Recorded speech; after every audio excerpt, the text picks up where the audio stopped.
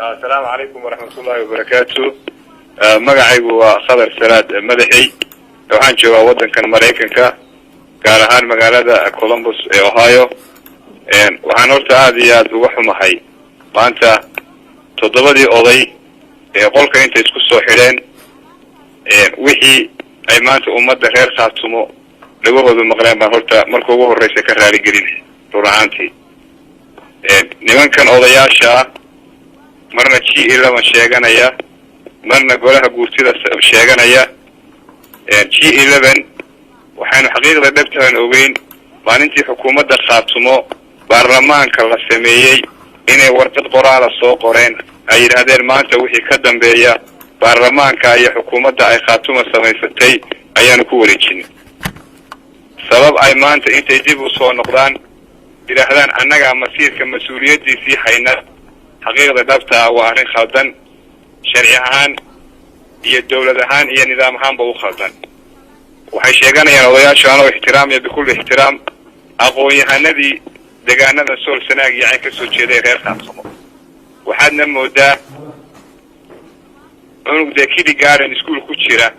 قابكي وحاليين إنو سنوحل بالكرين وايو إيغو أب إنا يجرتو حكومة لما يستيران أوله قوليه فلينته وينه قوليه برلمانك إن أي رهدان ما أنت حكومة دي ما شرتو أنك وحيريننا شربانو كوكواننا مقدشو حمر بانو تغينا شركي ما أنت دادكو صوّر قالين وحيسكو دايين إني أمد غير خاتمو مسكح دولا كو عياران وحي أودي كريواين تضبطا أضي deegaanada Khaatumo ka soo jeeda in dadkii reer Khaatumo ee waxan ilaashanayay mabda'an ku soo dhintay waqti iyo taan galiyay inay su'aal kaliya weydiiyaan waxay soo diyaarsadeen 5 qof 2 gabdhood iyo 3 wiil oo iyaga mabda'ooda hadlaya hal wiil oo reer Khaatumo ah oo magaciisa la dhaho Cali Darwiish ay islahaayeen wix aydan filanaysan buu weydiinaya ayaa su'aal yar oo fudud oo maskaxiyo cilmi iyo aqoon ku jirto weydiiyay su'aashu waxay ahayd war shirkan xamar ku qabanaysaan mandate-ka xamar xukuumadda Khaatumo mayada ay siisay mayada tiri hawsha gala mise waxaa tiin xukuumad labaad oo shirkan qabanaysa waxaynu ognahay in xukuumadda jirto xukuumaddaasna mandate dadku idmadeen waxaan maqlaynay oo dhagaxayagu maqlayeen 2 nin oo odayaala in su'aasha la weydiiyay waagu ku bariyay meeyga soo qabsadeen iska daa inay su'aashi ka jawaabeen aflagaado wiilkii su'aasha weydiiyay wada dhaceen oo ay yiraahdeen annaga iskuul aadnay annaga politician ka baranay waxaan waxba kama taqaanid iyagoo istusay ummadii reer Khaatumo ay ku tilmaameen maamulkoodii maamul aan jirin oo cid la fadhiya waxaan ognahay ragga qaarkood ee odayaashii maanta meesha isku soo xiray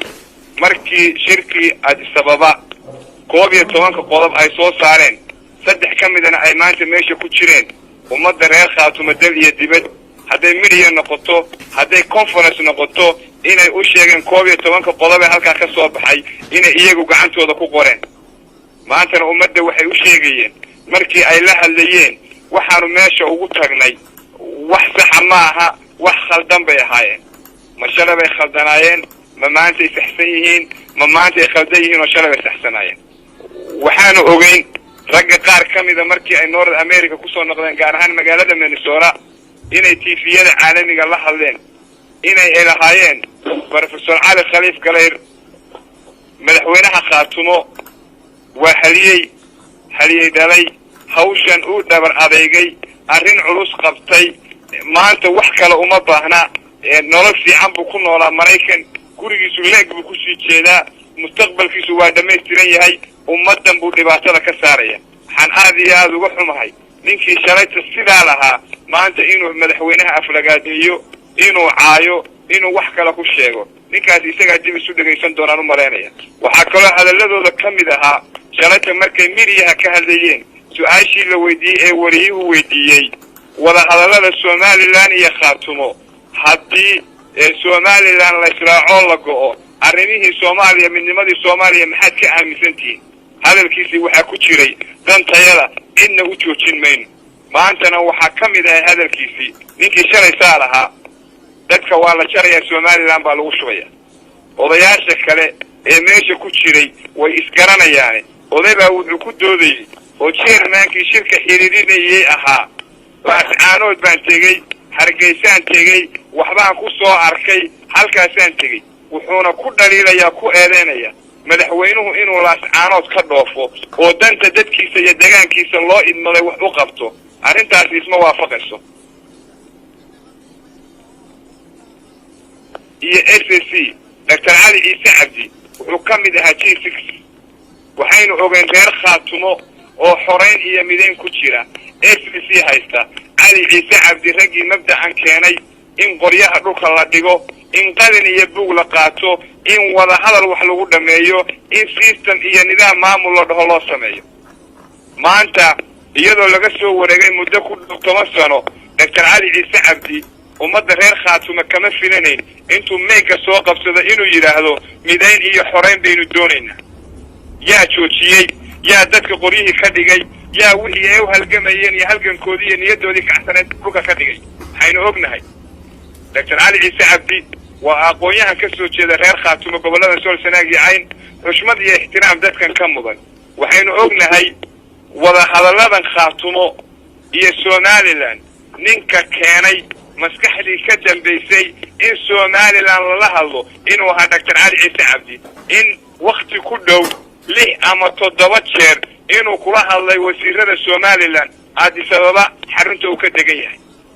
arrimahaas oo dhan uu ka soo shaqeeyay in maanta lagu eedeeyo ninkii shalay eedan keenay inuu qof kale eeda saaro absolutely ummadda reer khaatumo iyo shacabka reer khaatumo kama qabanay waxaanu sugaynay hadday arkeen waxaan xitaa inay wax khaldan yihiin maanta ummadda markay iskugu yeeran intay meega soo qabsadaan inay yiraahdaan apologize baanu reer khaatumo siinaynaa khalad baanu galnay hana la cafiyo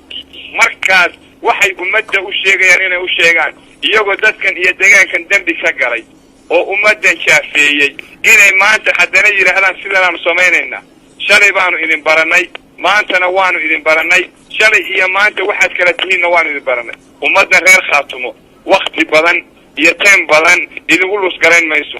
khaatumo maamul bay ku samaysatay degmada Tareex 2012 waxaa la sameeyay systemka khaatumo